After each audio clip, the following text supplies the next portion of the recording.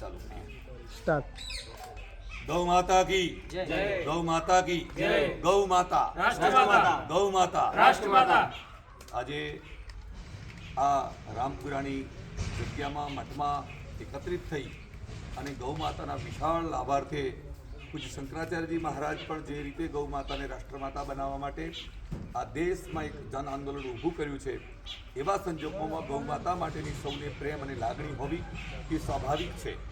એ જ રીતે જે રામદેવ ફાઉન્ડેશન ટ્રસ્ટના મારફતથી અને જે મિત્રો યોગ્ય રીતે ઇનામી ડ્રોનો કાર્યક્રમ કર્યો છે, એના એક ભાગરૂપે અહીંયા સિદ્ધ સંત શ્રી રામપુરજી ગૌશાળા સેવા ટ્રસ્ટ અને રામપુરા મઠના લાભાર્થે પણ સાથે સાથે જે પ્રકારે ગૌ માતાની સેવા થાય અને એનો લાભ જે છે, જે ટિકિટો ડ્રોમાં લે એનો એક ભાગ, એક અંશ, એક ધર્મના ભાગ તરીકે ગૌ માતાને મળે, આપણા સનાતન ધર્મની રક્ષા કરનાર આપણા મઠ મંદિરોને પણ મળે, એનો વિશાળ હેતુ સાથે ખૂબ સરસ આયોજન કરી અને આ લોકોએ એક ઇનામી ડ્રોનું આયોજન કર્યું છે, જેમાં જેસીબી હોય, વીઆઈપી કાર હોય, ટ્રેક્ટર હોય, બાઇક હોય, એમ જે 1100 જેટલા ઇનામો કરી અને 5 કરોડથી વધુ રકમના ઇનામો લોકોને આપશે.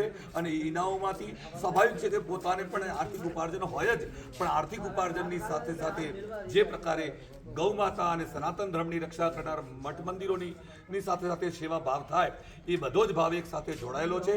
એના માટે આ આયોજકોને અભિનંદન આપું છું. અને લોકો પૈસા મળે એના પછી તો લોકો આપે મળે એમાંથી, પરંતુ આ આયોજકોએ એડવાન્સમાં ગૌ માતાની સેવા કરવાના વિશાળ હેતુથી જે 200 કટ્ટા જેટલા જુવારના અને લીલો ઘાસચારો પણ આજેથી જ આ વિતરણ આપ જોઈ શકો છો ચારે બાજુથી, કે જે તે ગાડીઓ રવાના કરી છે. એક સાથે એડવાન્સમાં આ લોકોએ જે પ્રકારે ગૌ માતાની સેવા થાય એ પ્રકારના વિશાળ હેતુથી કામ કરે છે. એના માટે પણ આ આયોજકોને અભિનંદન પાઠવું છું, શુભેચ્છાઓ પાઠવું છું અને કહું છું કે રામપુરજી મહારાજ ના હોય, ભગવાન આશુતોષ બુડેશ્વર મહાદેવ ના હોય કે ગૌ માતા તમારા પર આશીર્વાદ બની રહે. અને જે લોકો પણ આમાં હિસ્સો લે એ બધા જ લોકોને એવા જ પ્રકારે આશીર્વાદ મળે. અને ખૂબ શુભેચ્છાઓ સાથે અભિનંદન. ગૌ માતા કી જય, ગૌ માતા કી જય.